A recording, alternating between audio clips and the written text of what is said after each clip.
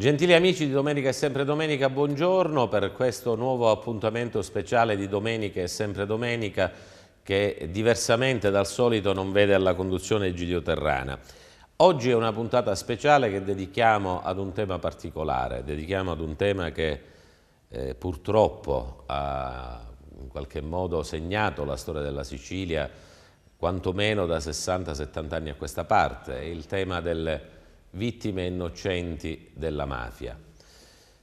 Avremo modo di scoprire che probabilmente possiamo andare ancora di più indietro nel tempo quando parliamo di mafia, quando parliamo di vittime innocenti, quando parliamo di vittime che sono cadute nell'adempimento del loro dovere. Però ci tenevamo a fare questa puntata perché troppo spesso, sia in televisione sia sulla carta stampata, si dà troppo spazio ai carnefici e non si dà spazio a coloro che hanno pagato un prezzo molto alto nella loro vita personale, nella loro vita familiare, sia perché proprio innocenti e quindi vittime per caso di questo fenomeno criminale, o sia perché persone che hanno pagato con la loro vita un impegno nei confronti della società, nei confronti delle fasce più deboli della popolazione o nell'adempimento del loro dovere. Vi presento subito gli ospiti di oggi. A partire dalla mia destra c'è Placido Rizzotto, è un nome che tanti siciliani conoscono. Porta lo stesso nome dello zio, sindacalista, uomo politico che il 10 marzo del 1948 venne rapito e da quella sera, da quel giorno, non si è saputo più nulla di una persona che aveva dedicato la sua vita nella sua giovinezza per difendere questo nostro Stato. Ha fatto parte dell'esercito italiano, poi successivamente durante la Seconda Guerra Mondiale ha fatto parte delle brigate partigiane e poi tornato in Sicilia ha tentato di riscuotere il popolo siciliano dalla condizione di miseria in cui si trovava subito dopo la Seconda Guerra Mondiale. Avremo modo di parlare con lui della figura dello zio, ma anche di quanto è stato difficile scoprire la verità e consentire il giusto riconoscimento, il giusto riposo ad una persona come Placido Rizzotto. Accanto a Placido Rizzotto c'è Nico Miraglia. Anche lì affondiamo i nostri ricordi nella storia della Sicilia. Nico Miraglia è il figlio di Accursio Miraglia, anche lui sindacalista, anche lui trucidato dalla mafia il 4 gennaio del 1947, anche lui con un passato, un'infanzia difficile, una famiglia numerosa, orfano in tenera età, una persona che si è speso nella sua giovane età per lo Stato e che poi torna in Sicilia e ha modo di combattere per i deboli, di tentare di aiutare le persone deboli di questa terra. E anche lui ucciso dalla mafia il 4 gennaio 1947, come dicevamo, e anche lui sindacalista, quindi con un passato di politico, di sindacalista, anche lui fa questa fine. Accanto a Nico Miraglia abbiamo Leonardo Gebbia. Leonardo Gebbia è sorella di Filippo Gebbia, che ha l'unica colpa di trovarsi nel posto sbagliato e nel momento sbagliato. È il 1986, la provincia di Agrigento è attraversata da una cruenta guerra di mafia tra l'ala stragista dei Corleonesi e la Cosa Nostra tradizionale, inizia il fenomeno della stidra e un giovane ragazzo perde la vita casualmente, proprio perché insomma, non c'entrava niente, si trovava lì per passare una giornata serena, probabilmente come tante altre che aveva passato nella sua vita, e viene meno una giovane età come quella di Filippo Gebbia. Accanto a lei abbiamo Giuseppe Ciminnissi e torniamo indietro di qualche anno, torniamo ancora indietro alla cruenta guerra di mafia tra i Corleonesi e l'ala tradizionale di Cosa Nostra. Giuseppe Ciminnissi è figlio di Michele Ciminnissi. La data è quella del 1981, del 29 settembre del 1981. Una squadra di killer di mafia va a San Giovanni Gemini e presso il bar Reina tenta di uccidere Calogero Gigino Pizzuto, capomafia del mandamento di Castronovo di Sicilia. Ci riesce, ma accanto a lui muoiono Michele Ciminnisi, papà di Giuseppe, e Vincenzo Romano, due vittime innocenti che anche loro si trovano nel posto sbagliato al momento sbagliato. L'avvocato Giracello, Danilo Giracello, è il legale di parte civile delle famiglie Ciminnisi e delle famiglie Romano ed è, come dire, molto utile la sua presenza perché proprio questo anno si è concluso il processo in Corte d'Assise d'Appello contro i mandanti di quella strage, poiché gli esecutori sono tutti morti. Questa è anche una puntata in cui parleremo di tanta gente che è morta. Sono morte vittime innocenti, ma sono morte anche coloro che li hanno uccisi. Accanto a Danilo Giracello, l'avvocato Giracello, Angelo Ruoppolo, il direttore del nostro videogiornale di Teleacras, che segue da tantissimi anni le vicende di cronaca, di giudiziaria e di mafia e che sicuramente ci potrà dare un'ottima mano d'aiuto a ricostruire tutte queste vicende. Ma prima di iniziare a conversare con i nostri ospiti dovrebbe esserci al telefono il professor Salvatore Lupo. Professore Lupo. Buonasera. Buonasera professore, la ringraziamo della sua consueta disponibilità. Stiamo dedicando la nostra trasmissione alle vittime innocenti della mafia e abbiamo in studio il nipote di Placido Rizzotto, il figlio di Accursio Miraglia, la sorella di una vittima innocente della strage di Porto Empedocle del 1986 e il figlio di Michele Ciminnisi, anche lui vittima innocente della strage di San Giovanni Gemini, che si è perpetrata nel 1981 nel pieno della guerra tra i corleonesi e l'area tradizionale di Cosa Nostra. Quindi è una storia che parte dal dopoguerra e arriva sino ai nostri giorni. Lei ha avuto modo nei suoi scritti, nelle sue ricerche, recentemente ha pubblicato un interessante libro intervista con Gaetano Savatteri sulla storia della mafia, di analizzare quello che è accaduto in Sicilia dall'Unità d'Italia in poi. Ma com'è possibile che uno Stato democratico, che una società che si dice sia la quinta o la sesta nel mondo, nonostante tutti questi anni continui a combattere con questo fenomeno, professore?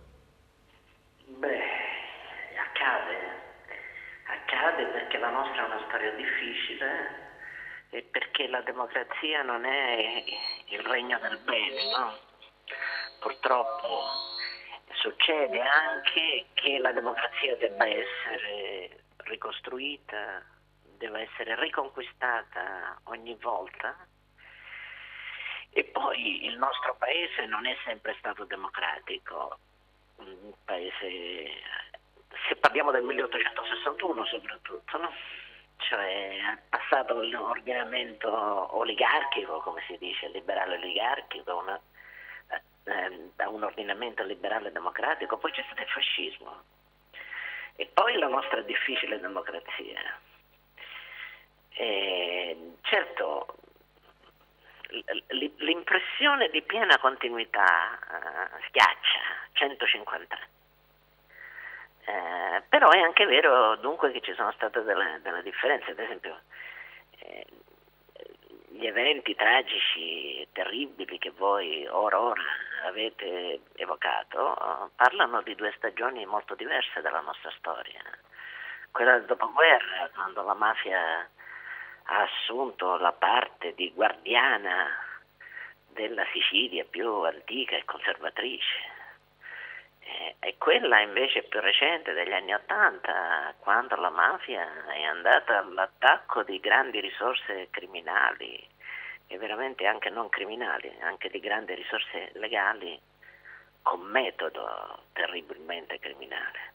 Quindi sono due stagioni molto diverse che però purtroppo ci stanno addosso tutt'oggi. Grazie al professore Lupo, docente di storia all'Università di Palermo, ricercatore attento delle vicende siciliane e soprattutto autore di un libro intervista sulla storia della mafia con Gaetano Savatteri che ci ha regalato interessanti considerazioni sulla storia di questo fenomeno. Fra poco avremo al telefono Alfonso Giordano, magistrato, presidente della Corte che ha guidato e condannato centinaia e centinaia di mafiosi, il primo maxi processo di Palermo. Angelo Ruopolo è il direttore della nostra testata giornalistica, da più di 10 anni segue le vicende di cronaca, di giudiziaria, di mafia, e da lui vogliamo chiedere cosa ha rappresentato il maxi processo in quegli anni, nel 1986, nella storia della Sicilia. Il primo maxi processo a Cosa Nostra nel 1986 è stata storicamente la prima reazione dello Stato verso la mafia. Occorre considerare il momento storico particolare. Nel 1986 tanti negano ancora l'esistenza della mafia. Prova ne è stata che il reato di associazione a delinquere di stampo mafioso, il 416 bis, è stato introdotto in Italia nel codice penale soltanto dopo l'omicidio dalla Chiesa, il 3 settembre 1982, così come dal 1982 in poi saranno in vigore le normative che maggiormente hanno inciso nella lotta alla mafia, almeno in quell'epoca e ancora adesso. La legge Rognoni-La Torre, ad esempio, sulla confisca e il sequestro dei patrimoni mafiosi. Dunque nel 1986, grazie al lavoro istruttorio delle pool di Antonino Caponnetto, di Giovanni Falcone e di Paolo Borsellino, è istruito il primo maxi processo a Cosa Nostra, frutto soprattutto delle dichiarazioni del primo pentito storico della mafia, anche se ce ne sono stati altri prima di lui, Tommaso Buscetta, Don Masino, che contribuirà notevolmente all'imbastimento istruttorio del primo maxi processo. Grazie Angelo Ruopolo, direttore della nostra testata giornalistica e del videogiornale, per questa sua testimonianza. Adesso vediamo il servizio che Angelo ha preparato per noi su quell'esperienza, prima di parlare col presidente Alfonso Giordano, presidente del primo maxi processo alla mafia a Palermo. Il maxi processo inizia a Palermo il 10 febbraio 1986 e si conclude il 16 dicembre 1987. Alla sbarra è Cosa Nostra siciliana, nell'aula bunker del carcere Ucciardone, costruita appositamente e in cemento tanto armato da resistere anche ad armi aria-terra. Maxi perché sono imputate più di 400 persone. Storicamente è la prima reazione dello Stato alla mafia, di cui fino ad allora è negata da tanti l'esistenza. E solo 4 anni prima, nel 1982, dopo l'omicidio dalla Chiesa, è stato introdotto il 416 bis, il reato di associazione a delinquere di stampo mafioso. 468 imputati sono rinviati a giudizio e 119 tra i 468 sono processati in contumacia, irreperibili, ricercati e latitanti, come Salvatore Riina. Luciano Liggio risponde presente e insieme a lui anche Pippo Calò, Michele Greco, Leo Luca Bagarella, Salvatore Montalto e tanti altri. Più di 600 sono i giornalisti presenti. La Corte è presieduta da Alfonso Giordano, affiancato da 2 giudici a latere. Uno è Piero Grasso, oggi a capo della Direzione Nazionale Antimafia. L'altro è Antonio Prestipino, pubblico ministero, e Giuseppe Ayala. Tra i capi di imputazione 120 omicidi, associazione mafiosa, traffico di droga ed estorsioni. Alfonso Giordano è testimonianza di pazienza e correttezza, cristallizzate nelle pagine della storia giudiziaria come emblematiche. Ciò a fronte di un processo travagliato e turbolento. Un imputato si chiuse la bocca con delle graffette perché si capisse il suo rifiuto di parlare. Un altro mostrò segni di pazzia, urlando e lottando con le guardie, anche indossando la camicia di forza. Un altro minacciò di tagliarsi la gola se una sua dichiarazione non fosse stata letta alla Corte. Il primo tra gli accusatori è stato il boss Tommaso Buscetta. Tramite Don Masino, Giovanni Falcone e Paolo Borsellino hanno istruito il maxi processo, ricavando il teorema Buscetta, ossia la responsabilità apicale della cupola regionale di Cosa Nostra a fronte di ogni atto criminale commesso tra le province periferiche. La sentenza è stata letta il 16 dicembre 1987 alle ore 19:30 e trascorse oltre un'ora prima che i giudici la leggessero interamente. Dei 468 imputati, presenti e non, 342 sono condannati, 2.665 anni di carcere e 19 ergastoli. Nel 1989 in appello solo 60 imputati sono ancora dietro le sbarre. Diverse condanne inflitte in primo grado sono annullate. La crociata dello Stato contro la mafia si indebolisce.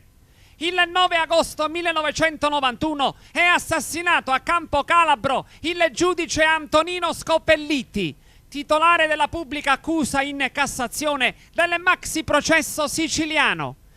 È un omicidio preventivo, quasi terroristico. Nonostante ciò, il 30 gennaio 1992 anche la Corte di Cassazione conferma le condanne di primo e secondo grado. È la vittoria di Falcone e Borsellino, nel frattempo emarginati e isolati dentro e fuori al Palazzo di Giustizia di Palermo. Si scatena la reazione di Cosa Nostra. Il 12 marzo muore Salvo Lima, il 23 maggio Giovanni Falcone, il 19 luglio Paolo Borsellino e il giudice Antonino Caponnetto, padre del Pull, si dispera. È tutto finito. Poi il 17 settembre Ignazio Salvo. Il 15 gennaio 1993 è arrestato Riina, poi le stragi di Roma, Firenze e Milano, fino al 94 e al fallito attentato allo Stadio Olimpico a Roma. L'11 aprile 1996 è arrestato Bernardo Provenzano. Ancora il maxi processo in primo grado. Il giorno in cui la Corte si ritirò in Camera di Consiglio per emettere la sentenza, l'11 novembre 1987, il capo della cupola di Cosa Nostra, Michele Greco, chiese il microfono e così si rivolse al Presidente della Corte, Alfonso Giordano. Io desidero farvi un augurio. Io vi auguro la pace, signor Presidente. A tutti voi io auguro la pace. Perché la pace è la tranquillità e la serenità dello spirito e della coscienza. È quella che ci auguriamo anche noi. Che per il compito che vi aspetta, mi deve scusare, signor Presidente, la serenità è la base fondamentale per giudicare. Non sono parole mie, sono parole del nostro Signore, che lo raccomandò a Mosè, quando deve giudicare che ci sia la massima serenità, che è la base fondamentale. E vi auguro ancora, signor Presidente, che questa pace vi accompagnerà nel resto della vostra vita, oltre a questa occasione. Grazie ad Angelo Ruoppolo per questo servizio che ci ha fatto ripercorrere il maxi processo di Palermo. Stiamo parlando di un evento che ormai risale a ben 28 anni addietro. Dovremmo avere al telefono in questo momento il Presidente Alfonso Giordano. Presidente, mi sente? Sì, la sento. Mi permetto di farle una piccola correzione. Sono passati 26 anni dall'inizio del maxi processo. Accetto la correzione. Il Presidente Alfonso Giordano ha dato alle stampe negli ultimi mesi un libro dal titolo Il maxi processo 25 anni dopo, memoriale del Presidente. La prima domanda che vorrei farle, Presidente, è come mai ha aspettato così tanto tempo prima di raccontare questa esperienza? Dai primi anni '80 in poi sono stati in tanti magistrati, giornalisti, esponenti delle forze dell'ordine, politici che hanno raccontato la mafia. Lei invece ha sempre tenuto un comportamento molto schivo, riservato, e solo dopo un quarto di secolo ha deciso di affidare alle stampe le sue memorie. Come mai? Ma le dico subito, io facendo il magistrato ero così impegnato, e lo facevo seriamente penso, così impegnato che pensare soltanto di scrivere un libro su quell'argomento, che poi in certo senso io avevo in crisi di rigetto, perché pensi che per fare quel processo ho dovuto studiare parecchio per tutti i 2 anni che praticamente sono stato impegnato in quel dipartimento. E poi le dirò che in un primo momento io stesso pensavo che non si potesse scrivere un processo, voglio dire un libro su un processo, sia pure di quelle proporzioni così rilevanti. E poi, ripeto, soltanto quando io sono stato collocato in pensione ci ho ripensato, e anche per considerazioni mie di carattere anche in un certo senso filosofico, e ho pensato che fosse necessario anche lasciare una traccia anche di verità soprattutto. Presidente, il suo libro è ricco di aneddoti, suggestioni, impressioni, è ricco anche di amare riflessioni sullo stato della giustizia, a partire dalla scelta proprio che ricadde su di lei come presidente di sezione, un civilista come lei, insomma, che aspirava a diventare presidente di sezione, però col rischio di andare a presiedere il maxi processo. Tanti altri suoi colleghi si sono defilati da questo amaro calice o da questo bagno penale, come lei ha avuto modo di scrivere in questo libro. Sì, in effetti devo dire che io sono anche un po' ingenuo, perché pensi che sostanzialmente io pensavo che un magistrato non si potesse rifiutare di fronte a una richiesta di fare un determinato processo, occuparsi di una determinata causa penale o civile che sia.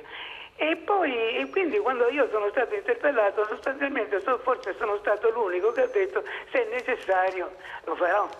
Anche perché in quel momento, quando mi fu posta questa domanda, in realtà c'era un'altra persona che aveva accettato di fare quel processo. E poi per ragioni varie questo si tirò indietro e sono rimasto io, e sono rimasto fermo alla parola data. Presidente, vogliamo comunque ricordare ai nostri telespettatori, che forse tanti di loro magari che ci stanno guardando non riescono a comprendere cosa abbia significato il primo maxi processo alla mafia. Lei ne parla come un'impresa al limite delle facoltà umane. Oggi con gli apparati tecnologici di cui tutti disponiamo diventa tutto molto più semplice. Stiamo parlando di milioni di pagine da studiare, di problemi con la giuria popolare, per la formazione della giuria popolare giustamente timorosa delle conseguenze. È il primo evento giudiziario che viene ripreso in diretta televisiva dalla RAI e per il quale occorre costruire addirittura una nuova aula di giustizia, l'aula bunker accanto al carcere del Lucciardone, e che ha segnato la sua vita, perché da quel momento lei inizia a vivere scortato. Sì, lei sta riportando esattamente quello che è stata la realtà di quegli anni e la realtà di quel processo nella sua essenza sostanzialmente, perché in realtà sono state superate notevolissime difficoltà per poterlo fare, per poterlo condurre a termine, perché lo Stato finalmente desta una parola di chiarezza in un campo che senza tentennamenti e senza paure soprattutto. È stato però una concorrenza un concorso di elementi che sono stati favorevoli, quali quelli per esempio della costruzione di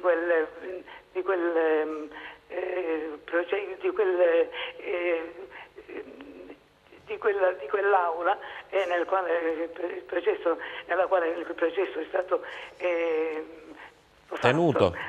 Sì, perché e anche il concorso da parte del Ministero, dello Stato in generale. Insomma, c'è stata una levata di scudi che poi è stata seguita sostanzialmente dalla sentenza che noi abbiamo dato, che è stata una sentenza molto difficile da poter emettere, ma che ha segnato anche che nella storia che il popolo siciliano non è tutto mafia.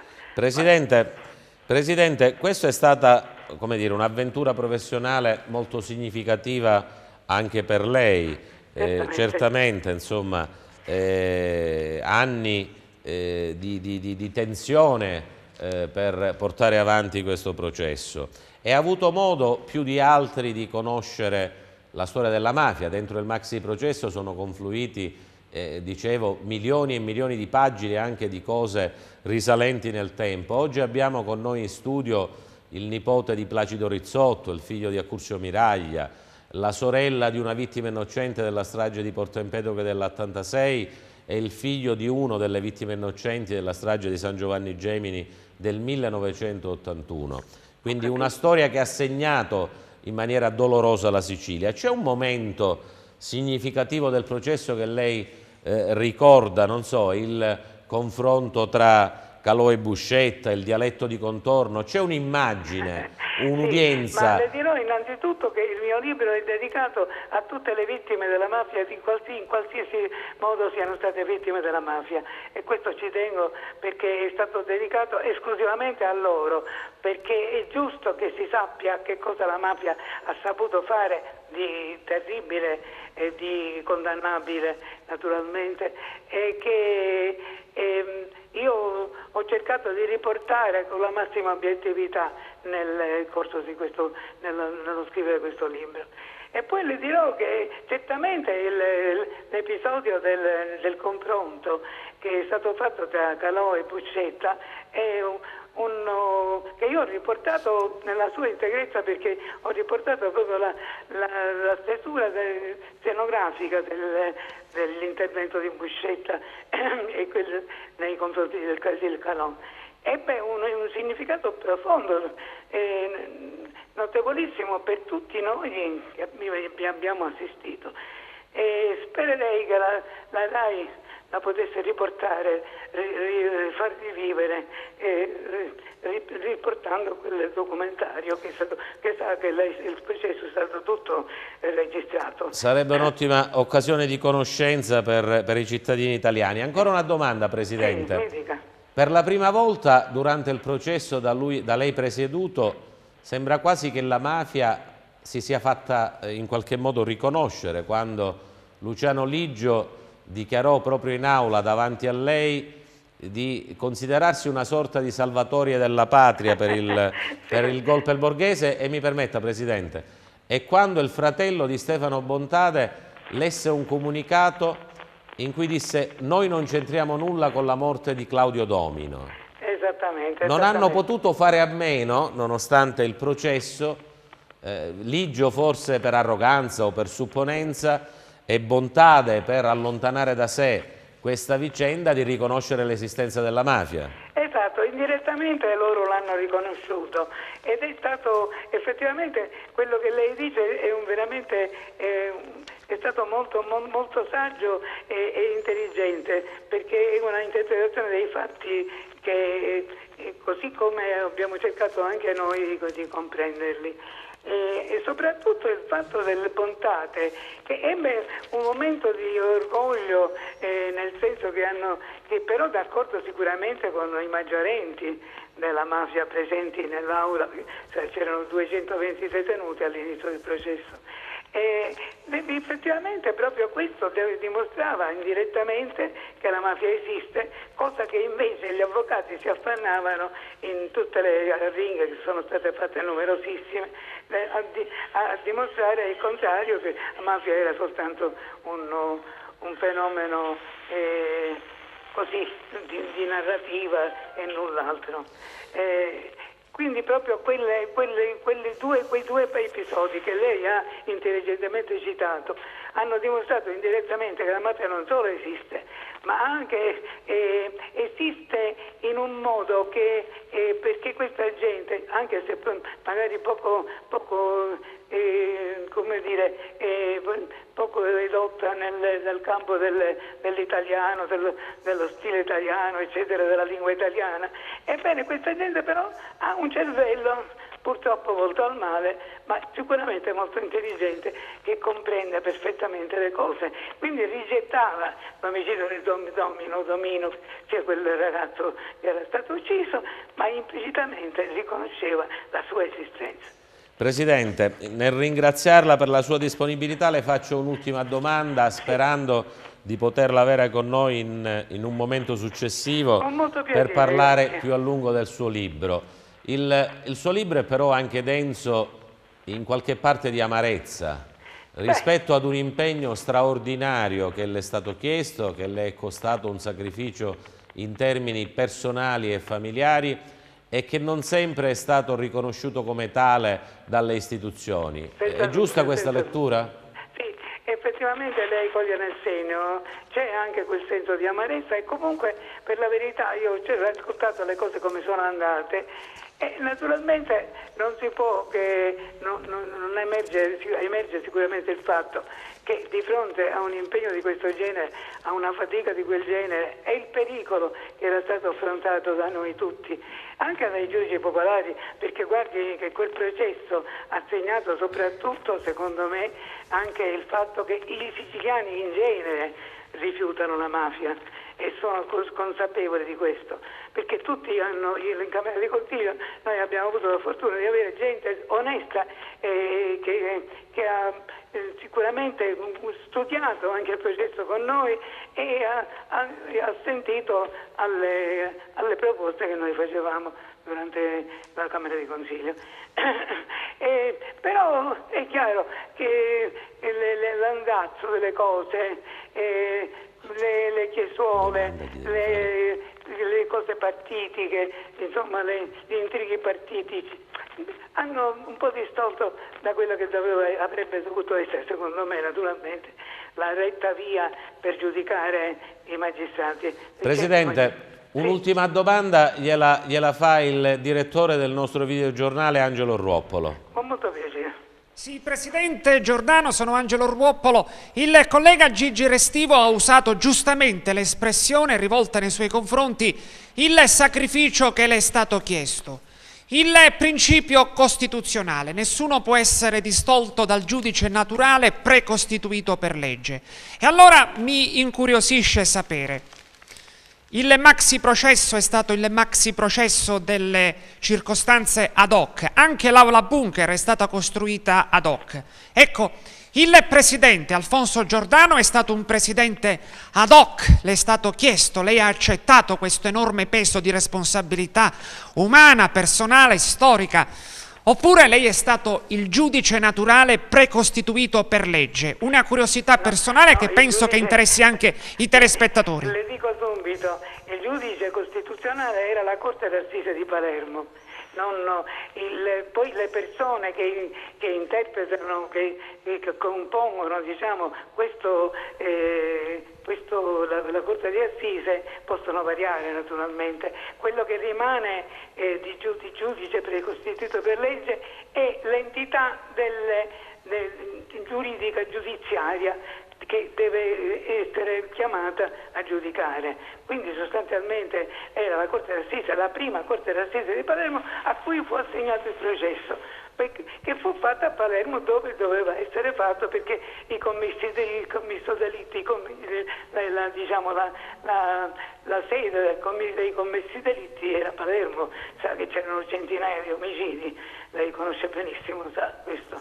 E praticamente il fatto delle persone dipende dal destino e dalla volontà degli uomini. In quel caso io semplicemente ero stato interpellato perché ero stato promosso presidente di sezione al tribunale e stavo per arrivare, quindi mi dovevano dare un'assegnazione e naturalmente andò a finire che mi assegnarono alla prima sezione della Corte d'Assise, perché quella Corte d'Assise avrebbe giudicato secondo la Costituzione il maxi processo.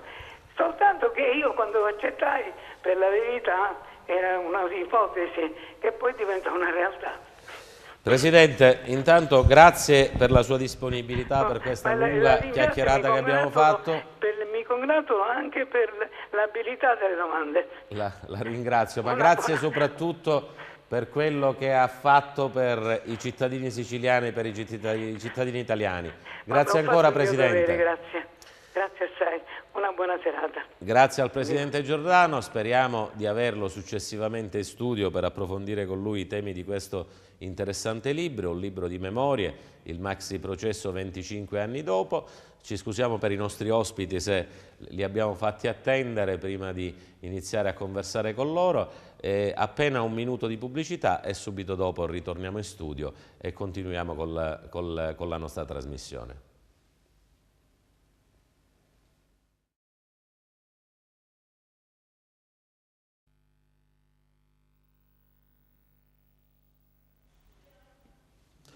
Rientriamo in studio dopo qualche minuto di pubblicità per questa edizione speciale di Domenica è sempre domenica, dedicata a un tema particolare, dal titolo Quelle vittime innocenti di mafia. In questa prima parte abbiamo avuto modo di presentare i nostri ospiti, di conversare al telefono con il professor Salvatore Lupo, docente dell'Università di Palermo, col presidente Alfonso Giordano, presidente della Corte d'Assise che ha giudicato il primo maxi processo alla mafia di Palermo. Alla mia destra c'è Placido Rizzotto, è un cognome che tanti siciliani conoscono e che recentemente è stato conosciuto dall'intera nazione italiana. È stato conosciuto proprio perché il Consiglio dei Ministri ha proclamato i funerali di Stato per suo zio, Placido Rizzotto, rapito, probabilmente ucciso nello stesso giorno, il 10 marzo del 1948. Stiamo parlando della Sicilia, stiamo parlando di Corleone, stiamo parlando di una persona che dopo essersi impegnato nella Seconda Guerra Mondiale e tornando in Sicilia, con il suo impegno nell'ANPI, nella Camera del Lavoro, nel Partito Socialista, nella CGIL, iniziò a difendere i deboli di questa terra. Stiamo parlando degli anni a cavallo della Seconda Guerra Mondiale. Forse non per tutti è semplice capire cosa fosse la Sicilia in quei tempi e quali fossero le condizioni della povera gente. E la scomparsa di Placido Rizzotto è legata proprio a questo suo impegno nei confronti dei contadini, della povera gente, per l'occupazione delle terre incolte. Ricordiamo che c'era la legge Gullo-Segni che consentiva questa possibilità.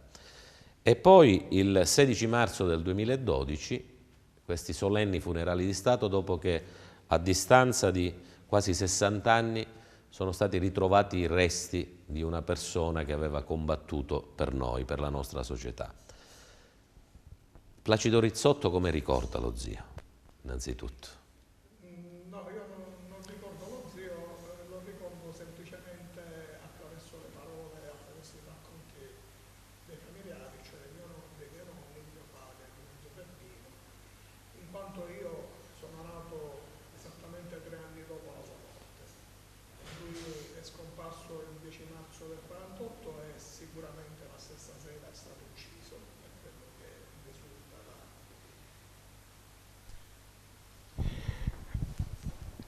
Allora, io non ricordo personalmente lo zio Placido perché io sono nato esattamente 3 anni dopo la sua morte. Lui è scomparso, è morto ed è stato ucciso il 10 marzo del 48, io sono nato il 19 marzo del 51. Essendo stato il primo nipote nato dopo la sua morte, maschio, mi hanno messo il nome dello zio anziché il nome del nonno per onorare appunto la sua figura, la sua memoria, perché per la famiglia per i corleonesi fin da subito è stato, diciamo, riconosciuto e acclarato che la sua morte è stata per il suo impegno politico, per il suo impegno sindacale. Quindi la mia conoscenza di mio zio è attraverso... E cosa ricorda da quello che le raccontano i suoi familiari? Attraverso i racconti appunto di papà, che uomo era Placido Rizzotto? Di mio nonno, di mio zio Peppino. Era un uomo intanto sveglio sicuramente, anche una persona brillante, nonostante avesse soltanto la quinta elementare, perché fu costretto ad abbandonare la scuola da bambino perché ha dovuto provvedere al sostentamento della famiglia a causa dell'arresto di mio nonno nel 24 per diciamo, la retata del prefetto Mori contro la mafia. Quindi lui si ritrovò capofamiglia proprio in tenera età, ha dovuto abbandonare gli studi e quindi cominciò a conoscere la vita del contadino e la dura vita del lavoratore che poteva essere in quei tempi a Corleone. Quando mio nonno uscì di galera, lui rimase comunque a lavorare con il nonno in campagna. Avevano alcune animali, vacche, erano anche un po' di pastorizia, però poi partì per il militare, per il servizio di leva. Dopo essere ritornato fu richiamato perché nel frattempo scoppiò il secondo conflitto mondiale, fu arruolato appunto nell'esercito e nonostante la sua, diciamo, istruzione limitata si riuscì a guadagnare i gradi di sergente dell'esercito, prima caporale poi sergente, e poi l'8 settembre del 1943, come tanti altri giovani, decise di abbandonare la divisa e iniziare quella lotta partigiana che ha portato alla liberazione dal fascismo e dal nazismo dell'Italia. In quel periodo sicuramente, dall'8 marzo del 1943 fino al 1945, quando è finito il conflitto, ha avuto contatti con tanti giovani di tutta Italia, ha potuto maturare una coscienza politica, una coscienza sociale diversa. Coscienza sociale, idee diverse di gente che magari aveva un'istruzione migliore, che aveva un vissuto diverso da quello della povera gente di Corleone, e quando tornò a Corleone, appunto arricchito da questa esperienza, gli è sembrato naturale, se aveva lottato per la liberazione dell'Italia, sembrava naturale dover lottare per liberare Corleone e la Sicilia dalla criminalità mafiosa. Attorno alla vicenda di Placido Rizzotto, nonostante stiamo parlando di una vicenda che risale a quasi 60 anni fa, ci sono elementi che poi ci portiamo dietro fino a qualche anno addietro,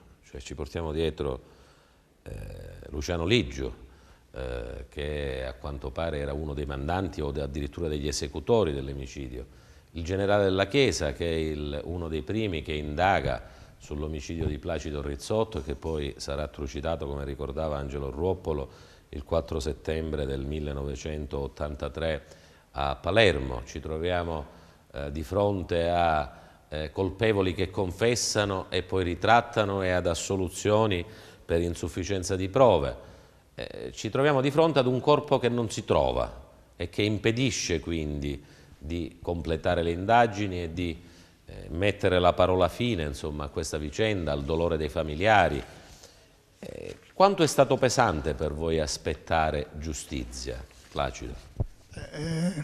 Per la famiglia Rizzotto è stata pesante tutta questa attesa e mi dispiace solo che questo risultato che abbiamo ottenuto quest'anno purtroppo non ha potuto avere testimoni i miei nonni, non ha potuto avere testimoni mio padre e quasi tutte le sue sorelle, mio zio Peppino, che è stato compagno di lotta nella cooperativa e nel sindacato di Placido, morto nel 2003 a 87 anni. Purtroppo loro non hanno potuto essere presenti a questo evento, però sono sicuro che da lassù hanno visto e gioito del fatto che quest'anno finalmente c'è stato questo grosso riconoscimento. Io, per quello che ho potuto, ho portato avanti le lotte della famiglia, non ho mai mollato, ho lanciato appelli, diverse persone mi hanno aiutato in questo, però poi alla fine bisogna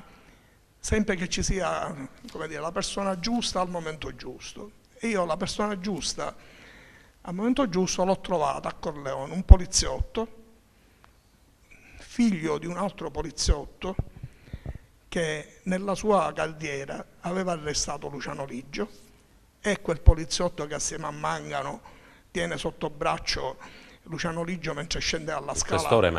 Il questore Mangano. Ai tempi era commissario, che io ho avuto l'opportunità di conoscere, proprio nel periodo in cui era a Corleone. È quel poliziotto che è entrato per prima nella stanza dove Liggio era sul letto e si ci è buttato subito addosso per bloccarlo mentre lui stava tentando di prendere la pistola che era sul comodino. Questo poliziotto aveva arrestato, come ho detto, Ligio, aveva arrestato Provenzano, aveva arrestato Rina, aveva arrestato tanti mafiosi di Corleone e se li era visti uscire tutti da galera, tutti assolti per insufficienza di prove. E il rammarico di questo poliziotto, mi racconta il figlio, era quello che se queste persone, da lui arrestate e dai suoi colleghi di Corleone, fossero state condannate e quindi per i loro delitti e quindi fossero rimasti in galera, quanto diversa sarebbe stata la storia della Sicilia. Si può fare il suo nome o ci vuole fare il suo nome? Certo che ve lo faccio. E quanti morti in meno ci sarebbero stati. Il poliziotto che mi ha aiutato e che è riuscito a ritrovare la foiba e che ha permesso poi il ritrovamento del resto si chiama Nino Melita. Il papà era Biagio Melita, un poliziotto di Corleone, appunto degli anni. Lui non era presente quando è scomparso mio zio, è arrivato dopo a Corleone, però negli anni successivi ha fatto parte. A me piace leggere, se me lo permettete, la motivazione della medaglia d'oro al merito civile che è stata assegnata a Placido Rizzotto. Politico e sindacalista fermamente impegnato nella difesa degli ideali di democrazia e giustizia, consacrò la sua esistenza alla lotta contro la mafia e lo sfruttamento dei contadini, perdendo tragicamente la giovane vita in un vile agguato ad opera degli esponenti mafiosi corleonesi. Fulgido esempio di rettitudine e coraggio, spinti fino all'estremo sacrificio. Può sembrare retorica, però dopo tanti anni aver avuto giustizia, aver avuto un giusto riconoscimento, credo che non sia solo retorica, ma siano delle parole dense di significato.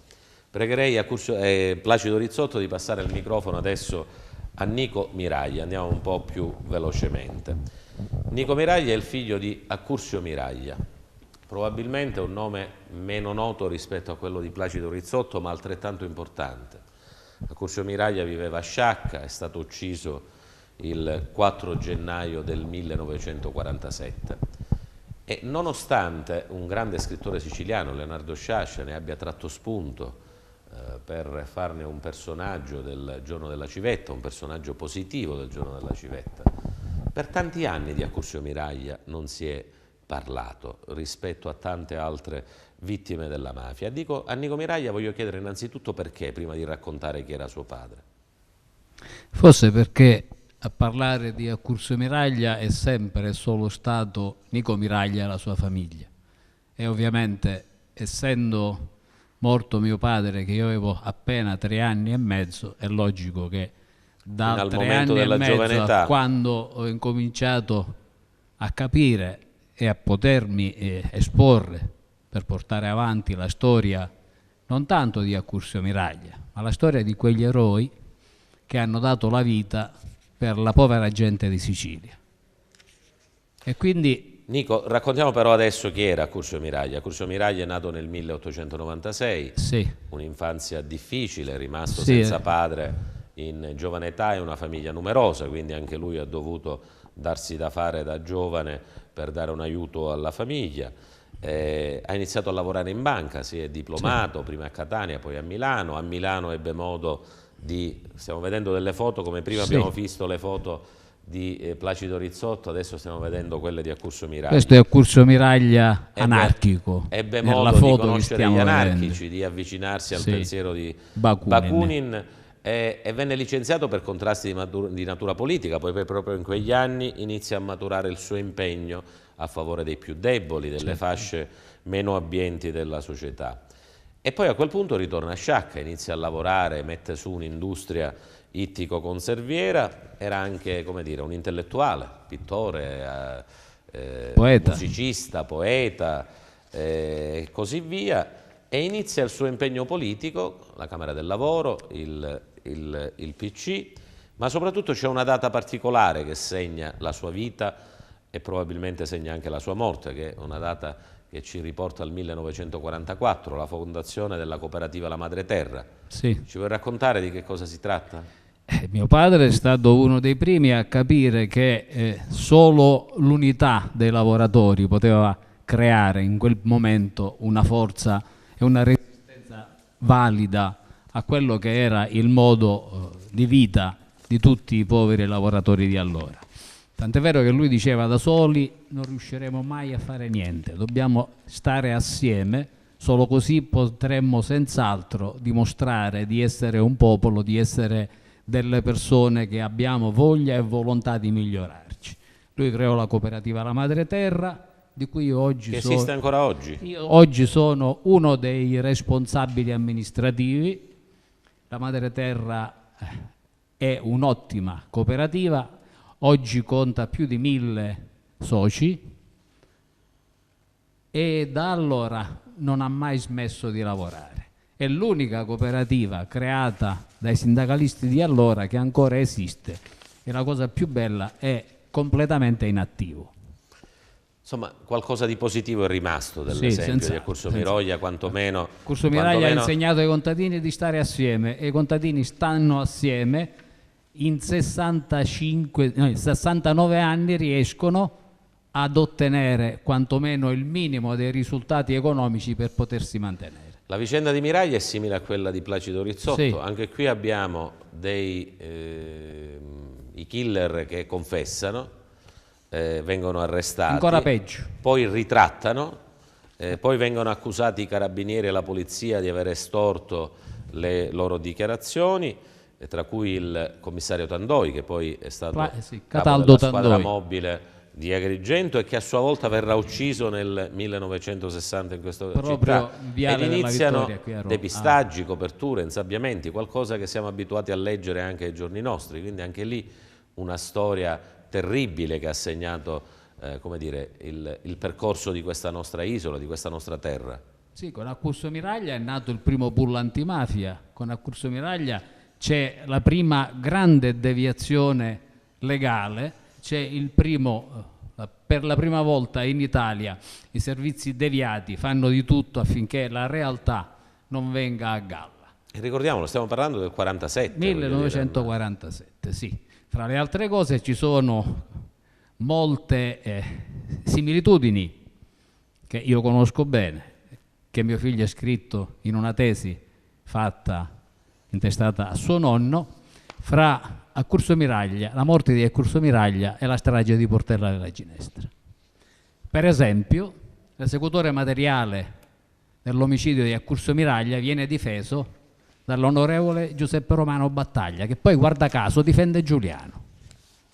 Il capomafia di Sciacca dichiara che lui non poteva essere presente nell'omicidio di Miraglia perché è operato da appendicite. La stessa cosa dice Ferreri, Fra Diavolo, lui non c'era a Portella della Ginestra, era stato operato da appendicite, ovviamente non in un ospedale perché è latitante. In Accurso Miraglia gli esecutori materiali dichiarano e firmano la loro dichiarazione di colpevolezza. L'allora commissario Zincone e il vicecommissario Tandoi li convincono e intelligentemente avevano fatto visitare dal medico del carcere i due responsabili prima della dichiarazione e dopo la dichiarazione che hanno fatto, e stavano bene per come stavano all'inizio, lo stavano anche alla fine. Benissimo, loro hanno dichiarato che era assassinato Accurso Miraglia per ordine di terze persone o di quarte persone, come dico io, per 1 milione, una mula e una salma di terra. Su mandato di? Su mandato di alcuni uomini latifondisti della zona e su mandato di, molto probabilmente, chi è al di sopra, perché la mafia non è coloro i quali organizzano e portano avanti quegli omicidi che dal 44 al 60 si perpetuano in Sicilia. Loro erano comandati da altre persone molto più grandi, forse anche dall'altra parte dell'oceano. Nico, solo un momento, dovremmo avere al telefono adesso un altro gradito ospite, dovrebbe esserci Attilio Bolzoni. Ci sei, Attilio? Buonasera, eccomi. Buonasera, editolerista di Repubblica. Attilio, oggi abbiamo deciso di dedicare la nostra trasmissione ad un tema particolare, alle vittime innocenti di mafia. Ed abbiamo in studio Placido Rizzotto, nipote omonimo del sindacalista ucciso a Corleone, Nico Miraglia, figlio di Accurso Miraglia, la signora Gebbia, la signora Leonarda Gebbia è figlia di Filippo, è sorella di Filippo Gebbia, ucciso nella strage di Porto Empedocle del 1986 quando esplose la guerra tra Cosa Nostra e la Stigia. E poi ancora Giuseppe Ciminnisi, figlio di Michele, vittima innocente della strage di San Giovanni Gemini nel 1981, quando lo scoppia la guerra invece tra i corleonesi e l'ala tradizionale di Cosa Nostra. Abbiamo avuto anche al telefono il presidente Alfonso Giordano che, parlando del suo libro, ci ha come dire, indicato quanto sia stato importante il maxi processo di Palermo. A te che da sempre segui con attenzione le vicende siciliane e che hai seguito con attenzione, passione e con dolore le vicende di mafia, stiamo parlando di fatti che risalgono al 1947, continuiamo ancora a parlarne. Quando sarà il momento di dire basta, Attilio? Quando scopriremo la verità, perché se noi non sappiamo come sono andate le cose nel 47, nel 48, nel 60, nel 92, noi non finiremo mai di parlarne. Hai parlato di passione, io direi anche dolore, nel senso che ho sentito prima un signore che parlava, ma sono entrato in collegamento dopo, quindi diceva non è solo la mafia che ha ordinato quegli omicidi dei sindacalisti nell'immediato dopoguerra, ma è la storia che si ripete, non è solo la mafia che ha ordinato Portella della Ginestra, non è solo la mafia che ha ordinato l'uccisione di quei sindacalisti, del generale Alla Chiesa, di Pio La Torre, di Giovanni Falcone, di Paolo Borsellino e di tanti altri. È sempre attuale il tema, fino a quando noi non scopriremo chi sono i complici dei mafiosi siciliani o chi sono i complici di chi ha messo le bombe nei treni al nord, Piazza Fontana, la strage di Brescia, la Piazza della Loggia, noi non diventeremo mai una democrazia matura. Quindi quando succederà questo? Quando, lo ripeto, scopriremo la verità. Io ho la sensazione oggi, nel 2012, di saperne di meno di 20 anni fa. Io 20 anni fa avevo la certezza che era stata Cosa Nostra a far uccidere Borsellino e Falcone. Oggi non ho più nemmeno quella certezza, quindi finiremo di parlarne e di addolorarci quando scopriremo la verità che non abbiamo. Attilio, a parlare di quelle cose che tu hai citato era Nico Miraglia, il figlio di Accursio Miraglia. Ma non arriva un momento dopo 30-40 anni che queste vicende debbano essere affidate agli storici e non ai magistrati, secondo te? C'è qualcuno che la pensa in questo modo? Ma dunque i magistrati hanno un compito, quello di trovare i reati. I magistrati si devono muovere in un ambito molto limitato perché glielo impone la legge, le norme, il codice, e alcune volte riescono a ricostruire dei frammenti di verità. Faccio riferimento ad esempio all'indagine che hanno fatto i procuratori di Caltanissetta, che hanno ribaltato dopo quasi 20 anni quella inchiesta taroccata da falsi pentiti su Borsellino. L'anno scorso c'è stata la revisione del processo, 7 imputati sono stati scarcerati dopo quasi 20 anni, ingiustamente detenuti per una strage, ed è iniziata un'indagine sull'indagine, quindi un piccolo passo avanti è stato fatto. Però quando arriva il pentito di mafia ti racconta un frammento di verità. L'altro giorno Spatuzza racconta la storia dell'esplosivo e arrestano il pescatore che ha ripescato l'esplosivo a Porticello. Un'altra volta arriva un altro pentito che vi racconta un altro frammento. Il problema è un altro qua. I pentiti di mafia ne abbiamo ormai a bizzeffe, troppi. Qua ci vuole un altro tipo di pentito per sapere qualcosa di vero su quello che è accaduto. Magari qualcuno che ha ritrovato la memoria 20 anni dopo? No, un pentito di Stato, un ex Presidente della Repubblica, un ex Ministro degli Interni, un funzionario di alto rango. Di pentiti di mafia ne abbiamo abbastanza, nel senso che fanno i loro racconti, i magistrati hanno riscontrato molti di loro, adesso ci vorrebbe un pentito di Stato che ci racconti quello che è accaduto. Senza un pentito di Stato purtroppo i magistrati non possono fare niente più di quello che hanno fatto, perché poi sono passati tanti anni, sia dalle stragi del 92, degli omicidi eccellenti dell'82 a Palermo, e tantissimi anni dall'uccisione dei sindacalisti nell'immediato dopoguerra.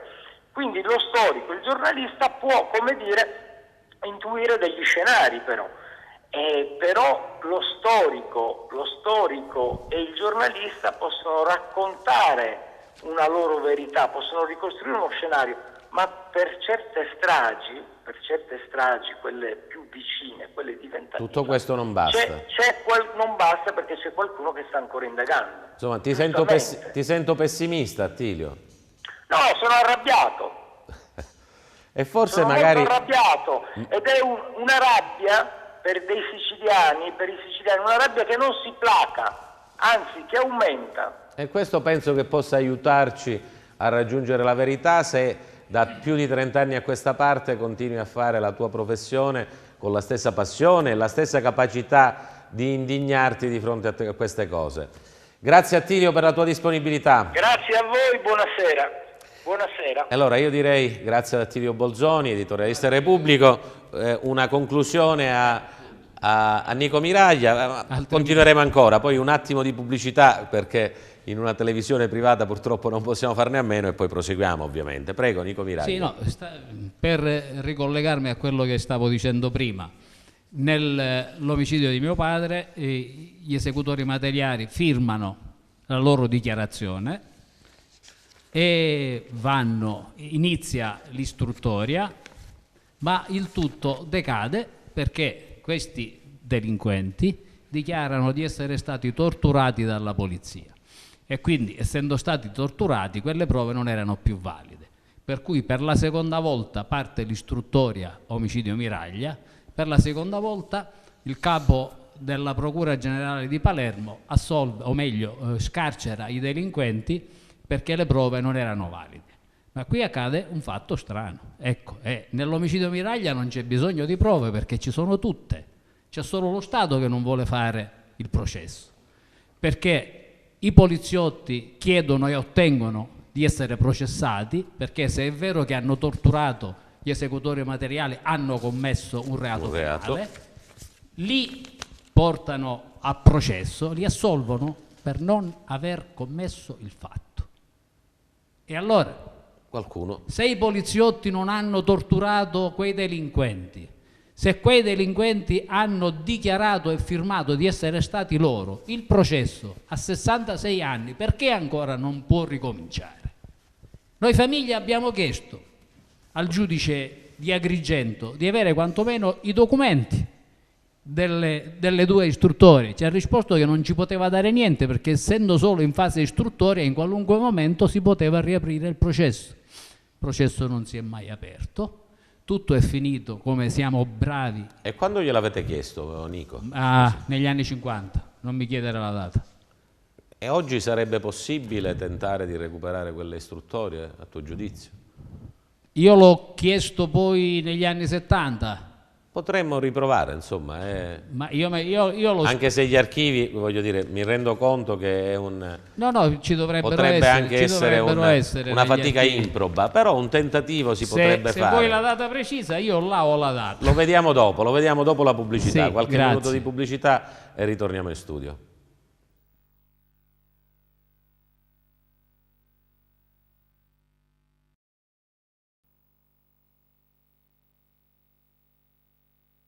Entriamo in studio per questa trasmissione speciale di Domenica è sempre domenica dedicata ad un tema particolare, alle vittime innocenti della mafia. Abbiamo avuto modo di conversare fino a questo momento con Placido Rizzotto, omonimo nipote del sindacalista ucciso dalla mafia a Corleone nel 1948, con Nico Miraglia, figlio di Accursio Miraglia, anche lui sindacalista, esponente politico, e anche lui purtroppo trucidato dalla mafia nel 1947, storie che affondano nella notte dei tempi della storia di questa nostra isola, di questa nostra regione.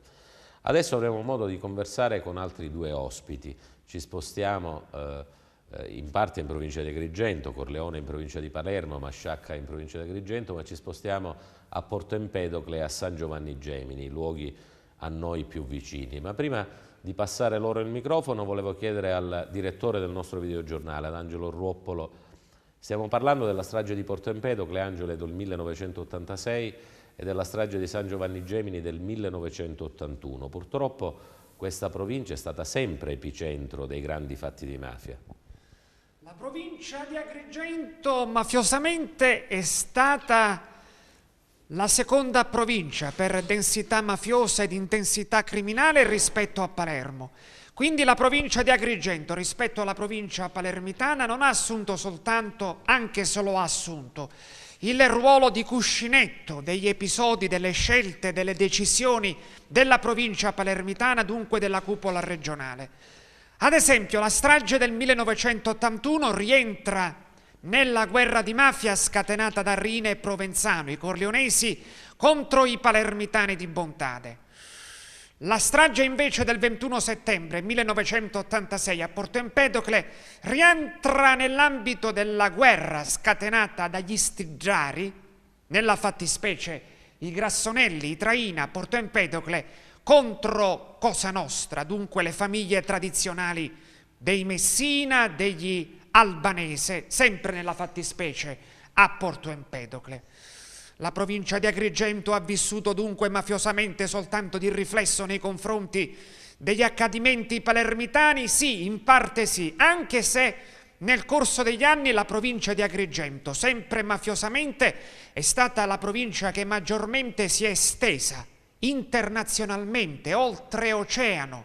I traffici di droga dei Caruana, dei Cuntrera di Siculiana, oppure il clan Rizzuto da Cattolica Eraclea, che ha assunto poi negli Stati Uniti un ruolo apicale insieme ai Bonanno, ai Gambino a New York. Per cui una provincia dove il tasso, il polso di mafiosità è stato sempre presente, costante, sia in termini operativi, ecco le guerre, sia in termini di scelte strategiche, ecco dunque i traffici internazionali. Anche in provincia di Agrigento, così come nelle altre province, negli anni 90, nei primi anni 2000, il fenomeno del pentitismo fortunatamente si è diffuso, si è radicato e ha inferto dei colpi quasi mortali anche alla Cosa Nostra agrigentina, nel frattempo vittoriosa nei confronti degli Stigiari, nonostante la strage di Porto Empedocle e la strage del 1981 a San Giovanni Gemini. Grazie Angelo per questa tua testimonianza. Io vorrei che tu adesso passassi il microfono alla signora Leonarda Gebbia. Leonarda Gebbia è la sorella di Filippo. Sì. Filippo è una di queste vittime innocenti, è una vittima di questa strage che si è perpetrata a Porto Empedocle il 21 settembre del 1986, perché in Sicilia non solo si paga con la vita l'impegno sociale, l'impegno politico, così via, ma si può anche pagare per trovarsi nel momento sbagliato, nel posto sbagliato. Filippo era un giovane di 30 anni, pieno di vita, si stava per sposare in quel periodo e proprio in questo scontro cruento, terribile, sanguinoso tra Cosa Nostra e la Stigia perde la vita ad altre persone innocenti. Sì. Che ricordo ha di suo fratello, Leonarda?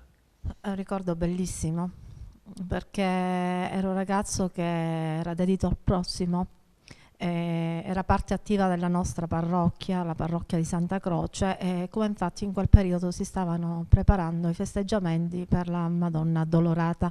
Lui era un fervente devoto.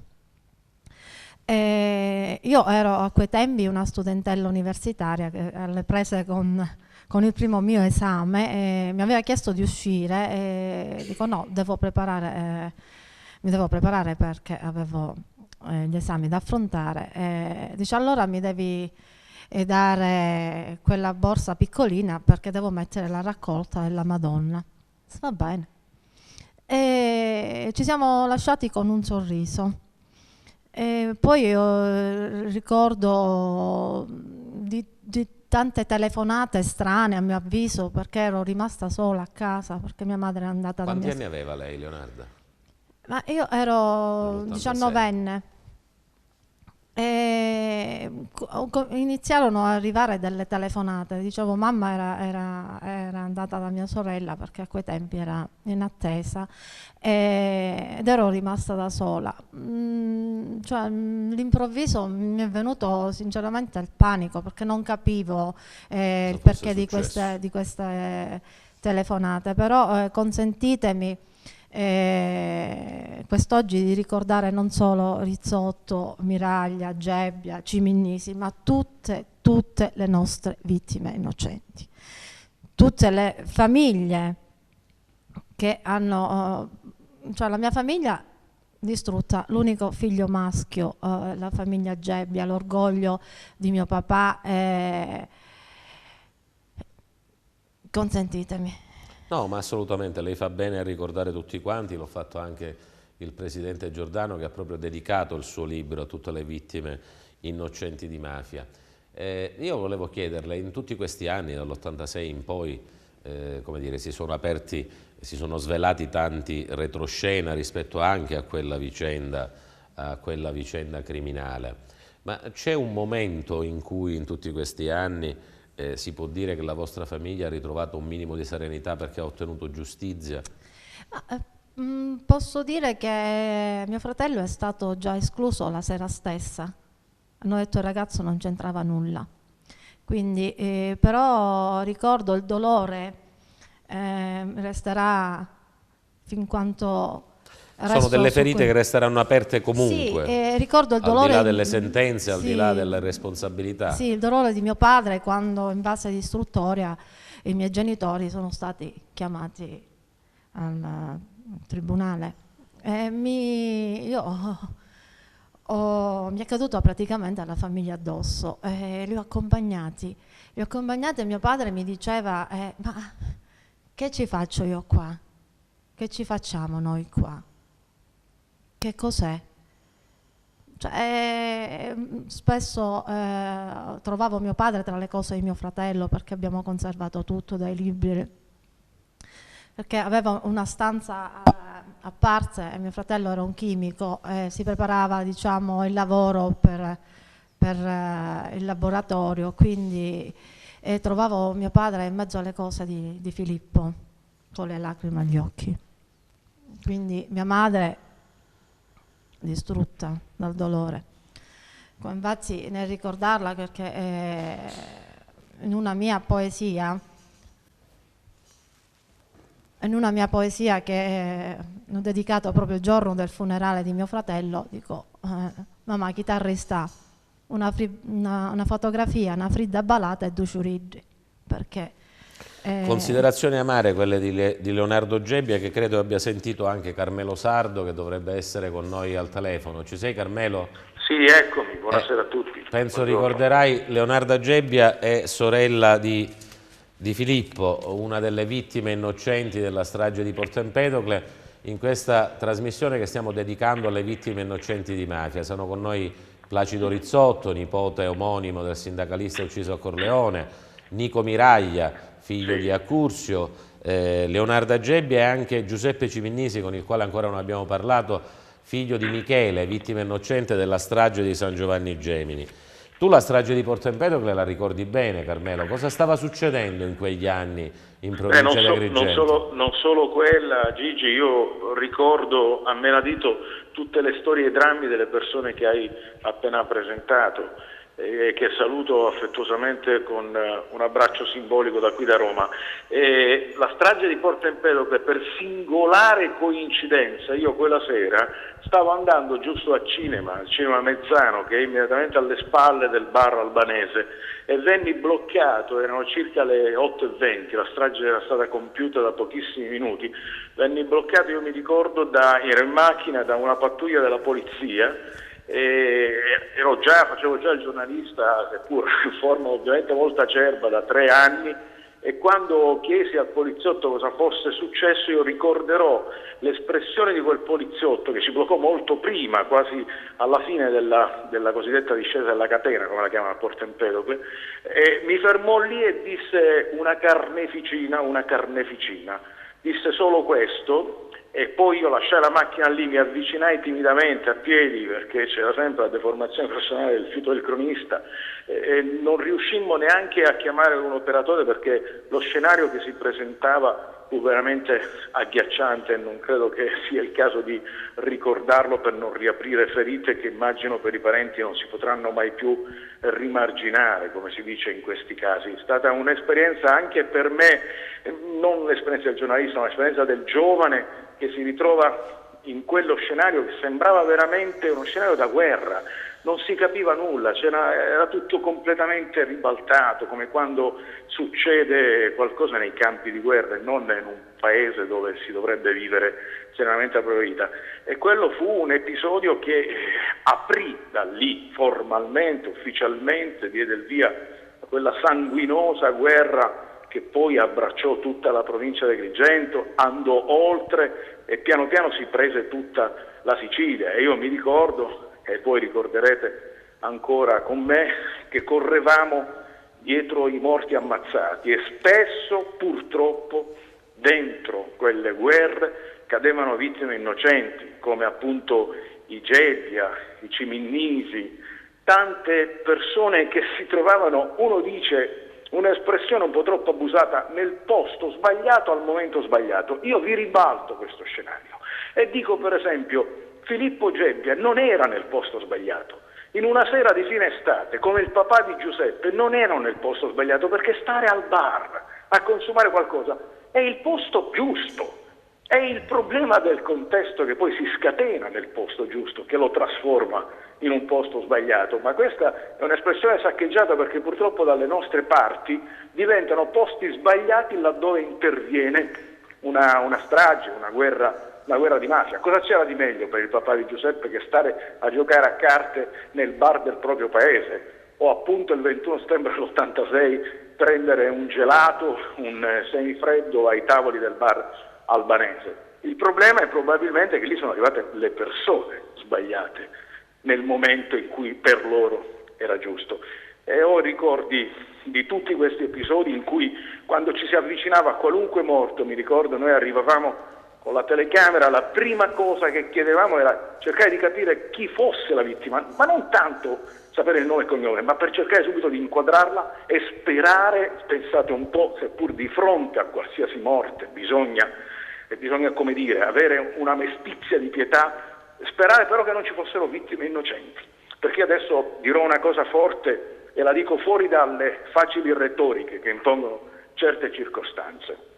Io ricordo e ricorderò sempre che molti investigatori, quando arrivavano sul posto dei morti, dove c'erano stati morti ammazzati, sul posto delle stragi, quando scoprivano l'identità della vittima e potevano accertare che si trattava di un pericoloso criminale, come dire, sembra un po' forte e brutto dirlo, ma lo devo dire, era quasi come se tirassero un sospiro di sollievo, perché non avevano un'altra vittima innocente da allungare la lista tristemente nota che abbiamo noi in Sicilia di vittime che non c'entravano nulla. Carmelo, tu ricordi nomi, cognomi, ricordi date nonostante siano passati 30 anni, al di là del tuo mestiere di giornalista, sono cose che hanno segnato l'inizio della tua professione, che ti hanno accompagnato in questo percorso che oggi ti vede impegnato a Roma. Sì. Sono cose che non si dimenticano, insomma. Sono cose che ti segnano, che ti formano, che caratterizzano anche in qualche forma non soltanto la tua professione, ma che temprano anche il tuo carattere. E quando adesso io su scala nazionale mi occupo di cose ben diverse, quando succede qualcosa ancora, per esempio in queste ore è di scottante attualità la guerra di Camorra che c'è a Napoli e Scampia, e io vedo l'eccitazione di molti giovani colleghi che corrono e vanno giustamente ad indignarsi se un uomo viene ucciso davanti a una scuola. Per me si tratta semplicemente come di rivedere un film già visto, tristemente già visto, perché noi abbiamo vissuto, Gigi, anche tu non sei molto distante da me come età, sì, lo so bene. Abbiamo vissuto probabilmente l'epoca più triste e cruenta della storia delle guerre di mafia nella nostra terra. E infatti spesso io, quando mi confronto anche con mio fratello Davide, quando c'è un omicidio adesso, perché purtroppo capita ancora, l'altro giorno ce n'è stato uno, credo a Favara, e mio fratello me lo segnalava dicendomi se poteva interessare al TG5 un servizio appunto su un omicidio di Favara. Non interessa perché sono per fortuna oggi casi un po' più isolati, non fanno parte di quell'escalation di cruenta guerra di mafia che ci portava da un capo all'altro della provincia e oltre a inseguire, come dicevo prima, morti ammazzati più o meno di peso, più o meno rilevanti. Oggi per fortuna gli scenari sono probabilmente giù in Sicilia sono un po' più ridimensionati. Insomma, oggi posso dire senza timore di smentita che sono altrove che si stanno ponendo le attenzioni dello Stato per cercare di far fronte alle guerre dove ci scattano morti anche innocenti. Appunto non credo che sia più la Sicilia, ecco. Carmelo, grazie per questa tua testimonianza e per la tua solita disponibilità. Grazie ancora. Grazie a voi e saluto tutti i vostri ospiti con grande affetto e riconoscenza. Grazie. Grazie, buon lavoro Carmelo. Arrivederci. Allora, era Carmelo Sardo, cronista del TG5, voce storica di Teleacras, che ha seguito purtroppo queste vicende negli anni '80. Io passerei il microfono adesso all'avvocato Giracello, Danilo Giracello. Devo dire un'ultima cosa, che insieme a Filippo è morto anche un altro innocente, Antonio Monreale. Anche lui, come suo fratello, si trovava quella sera a Porto Empedocle e ha condiviso questo stesso infelice destino. Ricordarlo. Microfono a Danilo Giracello per parlare di Michele Ciminnissi, della strage di San Giovanni Gemini, e per dirci, dopo 19 e 12 sono 31 anni, prima di parlare col figlio di Michele Ciminnissi, con Giuseppe, cosa è successo dal punto di vista giudiziario? Ce la racconti lei, avvocato? Io faccio questa vicenda. Una premessa. Danilo Giracello è avvocato di parte civile della famiglia Ciminnissi e della famiglia Romano, le vittime innocenti di questa strage, di cui comunque in qualche modo si è avuto modo di parlare in questa nostra trasmissione. Prego, avvocato. Sì, io voglio fare una breve premessa. In questa storia che abbiamo tracciato con gli ospiti e chi è qui in studio, la storia della mafia, dico degli ultimi 70 anni, 60 anni, credo che negli ultimi anni ci sia una novità. La novità costituita dalla presenza dei superstiti delle vittime, cioè di chi ha il coraggio, la determinazione, la testardaggine di giorno per giorno inseguire la verità. Questo è un elemento, un soggetto nuovo che prima non c'era. Nel maxi processo non c'era una costituzione di parte civile di questa entità. C'erano gli imputati, c'erano gli accusatori e c'era il giudice, in questo caso la Corte d'Assise. Non c'erano altri soggetti, perché c'era la paura, perché c'era il timore, o quantomeno perché culturalmente le parte civile erano più istituzionali, diciamo, e poco legati ai oggi familiari invece delle vittime. Le vittime, i loro superstiti, i loro familiari sono giornalmente impegnati nelle aule giudiziarie e negli organi di stampa e nei convegni, nei congressi a inseguire la verità, a volere la verità e ad aiutare gli organi giudiziari in questa lotta verso la verità. Dico un elemento nuovo perché, ripeto, fino a 30 anni fa questo era sconosciuto. Oggi le costituzioni di parte civile è la cosa normale. La vittima o il superstite è normale ed è culturalmente obbligato a costituirsi parte civile, anche per distogliere dalla sensazione che qualcuno possa dire che in qualche modo il proprio familiare, il proprio parente o esso stesso è coprire o rischi di essere coinvolto. Obbligato quasi culturalmente, intendo, non giuridicamente, ma culturalmente. E questo è un elemento nuovo.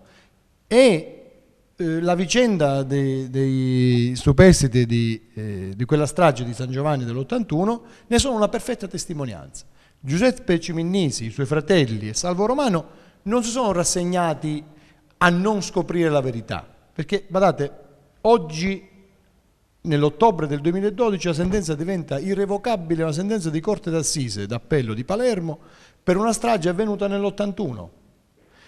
In un processo che era stato archiviato nel 91, perché non c'erano le prove, perché non c'era il teorema Buscetta che era diventato, poi diventerà giurisprudenzionalmente un principio ormai consolidato, e loro non si sono mai rassegnati a quella archiviazione, tant'è che soprattutto Giuseppe Ciminnissi, di cui mi onoro di essere non soltanto amico, ma di essere una persona a cui ho prestato la collaborazione, perché io ritengo che non sia lui che abbia collaborato con me, ma io ho collaborato con lui, perché è lui che ha guidato la ricerca della verità. Dico questo perché è Giuseppe che per anni, decenni, ha cercato nelle pagine dei giornali, nelle pagine dei trimestrali, nelle pagine qualunque notizia che qualunque potesse... notizia ricollegabile alla vicenda di suo padre. Perché a volte, guardate che la giustizia è implacabile, ma non è perfetta.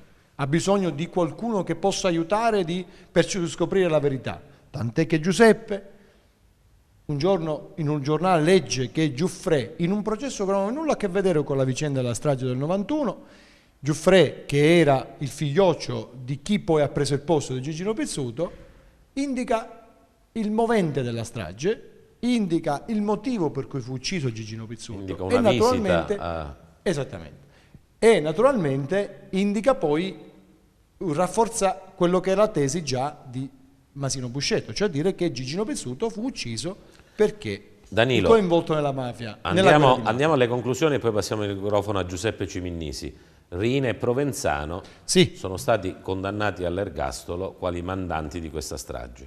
E allora il processo che si è svolto davanti alla Corte d'Assise di Agrigento ha visto poi condannati Totò Riina e Bernardo Provenzano come mandanti. Gli esecutori di quella strage, i killer, sono tutti morti. I favoreggiatori non sono stati, sebbene individuati, processati perché i reati erano prescritti, e questa sentenza è stata confermata dalla Corte d'Assise d'Appello di Palermo nel luglio del 2012 e non è stata impugnata e è diventata irrevocabile. Giuseppe... Tutto, ripeto, così concludo, merito, riconosco perché l'ho conosciuta dall'interno questa vicenda, grande merito a Giuseppe Ciminnisi in particolare.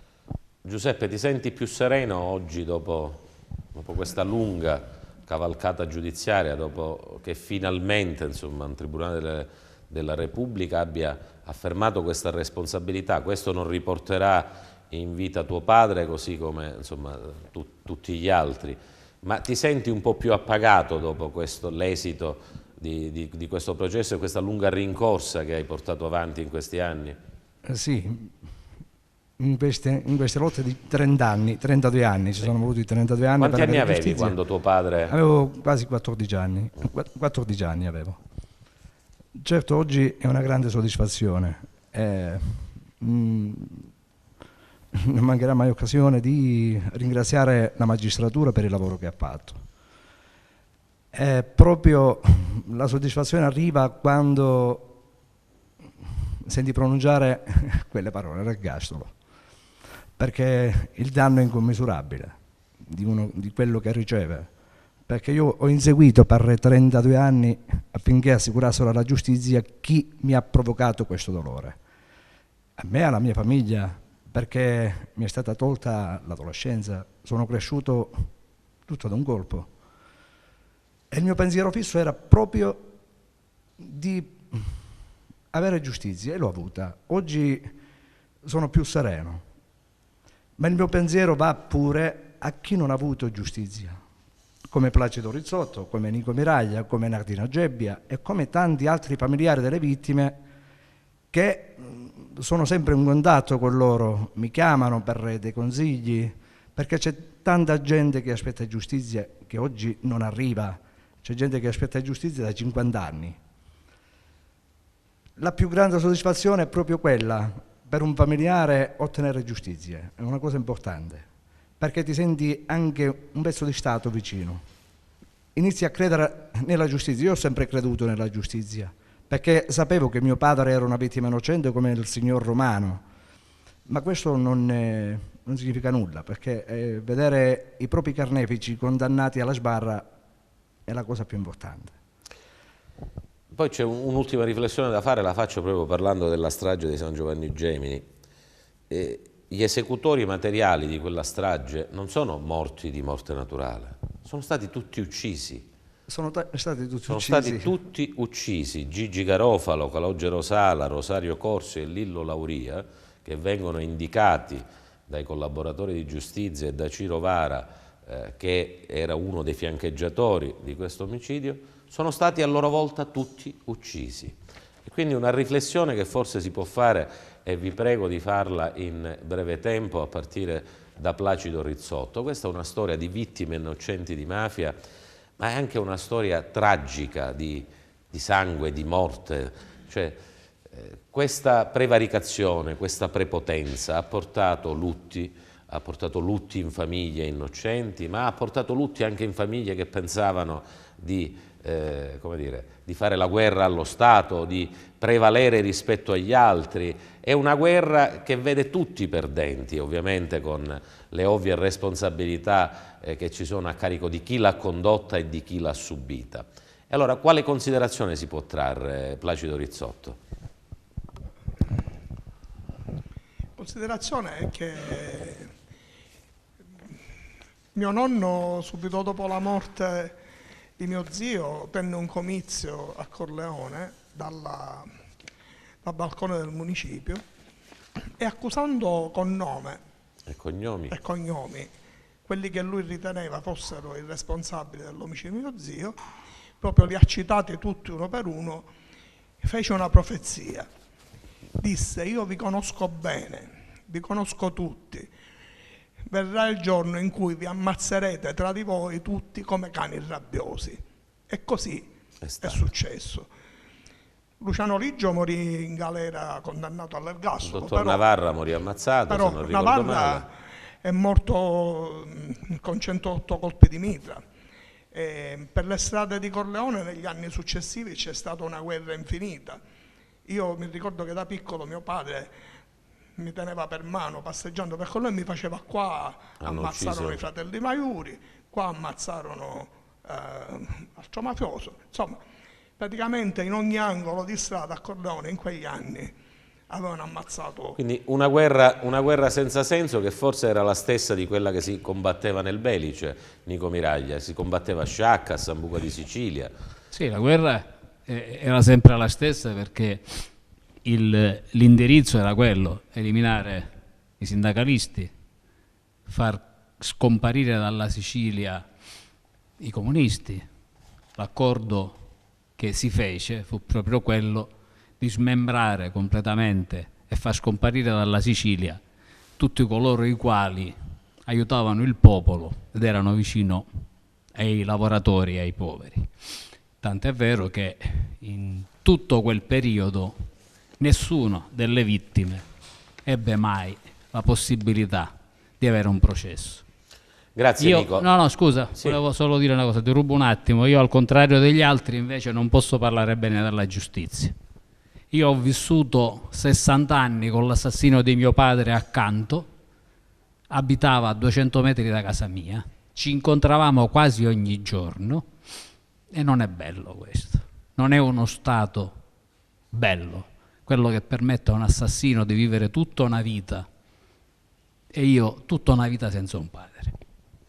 Grazie a Nico Miraglia per questa amara considerazione che ci ha fornito. Leonarda, a Porto Empedocle mi pare che non ci sono né vincitori né vinti. Cioè quello che è successo dopo quella strage, un po' prima ma anche dopo, è una storia di tragedie, di lutti. Nessuno di coloro che speravano di andare alla guida del paese, della provincia, ha avuto vita facile, se non ergastoli, morte, tragedia anche nelle loro famiglie. Il fatto è che a distanza di 26 anni ancora io queste famiglie non le conosco e non li voglio conoscere, quindi io mi tengo a distanza.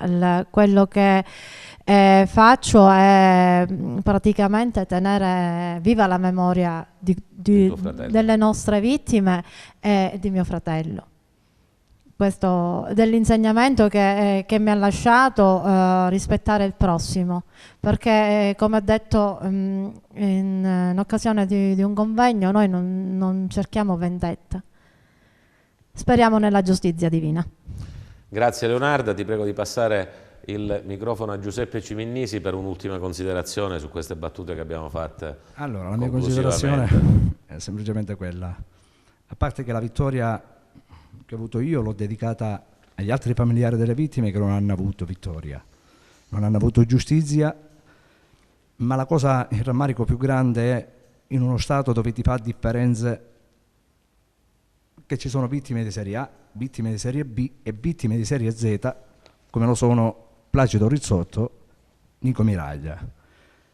Per l'enorme differenza che fanno, per l'impianto normativo sulle norme delle vittime del terrorismo mafioso, perché chi muore a Milano, chi muore a Firenze, sempre per mano dello stesso autore, e chi muore in Sicilia fanno sempre differenze, e queste differenze non si dovrebbero fare. E nemmeno chi muore dopo il 61 viene considerato vittima di mafia, e chi muore prima del 61 non è considerato vittima di mafia. E questa è la cosa che lo Stato non dovrebbe permettere.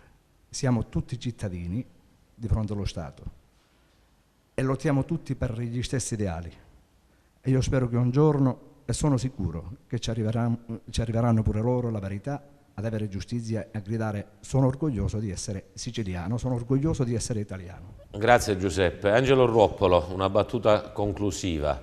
Nelle storie che abbiamo ascoltato oggi c'è molta amarezza pure nei confronti di questo Stato che solo a fasi alterne ha avuto la capacità di aggredire questo fenomeno e di dare il giusto riconoscimento a chi ha pagato con la vita o ai suoi familiari. Secondo te per quale ragione? Innanzitutto i killer sterminati della strage di San Giovanni Gemini e il gruppo di fuoco di Lillo Lauria, che poi nel 1983 osò l'inosabile, ossia uccidere il capo provincia dell'epoca, il Colletti di Ribera, perché a quanto pare avido di denaro, che trattenesse anche i soldi delle estorsioni, e dunque Riina decretò la morte del gruppo di fuoco di Lillo Lauria, e così perirono i killer anche della strage di San Giovanni Gemini del 1981. Il dibattito odierno, da te magistralmente condotto, il collega Gigi Restivo, insegna e sfata un facile mito, ossia che la mafia sia dalla parte dei più deboli, della povera gente. Un mito che spesso ha affascinato e affascina ancora le generazioni che si susseguono. Non è assolutamente vero. La premessa dell'odierna puntata, la mafia che ingaggia i campieri, le lotte contadine, le lotte sindacali per trattenere la terra, per sottrarla ai contadini, per ricattare la povera gente, per garantire gli interessi e i privilegi dell'aristocrazia, della borghesia dell'epoca, in un certo qual modo della mafia dell'epoca. E quindi la mafia non è stata mai dalla povera gente. Ecco uno dei dati più importanti che emerge dall'odierna puntata speciale di Domenica è sempre domenica. E a dimostrazione di ciò, una vittima eccellente, una su tutte. Giuseppe Di Matteo è una vittima eccellente, innocente. Un ragazzino di 12 anni che galoppava a cavallo nel maneggio, è rapito in quel maneggio e sequestrato per 16-18 mesi, poi è strangolato ed è sciolto nell'acido. Se non è Giuseppe Di Matteo una vittima innocente.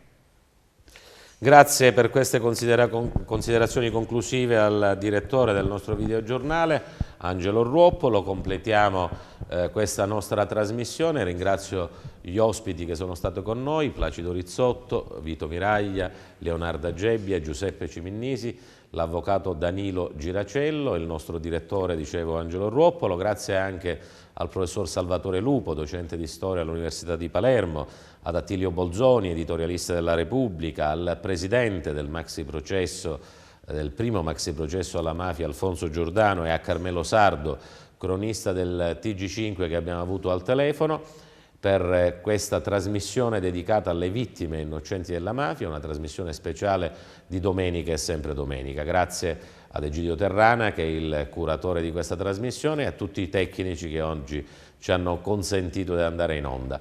Grazie a tutti e arrivederci alla prossima puntata.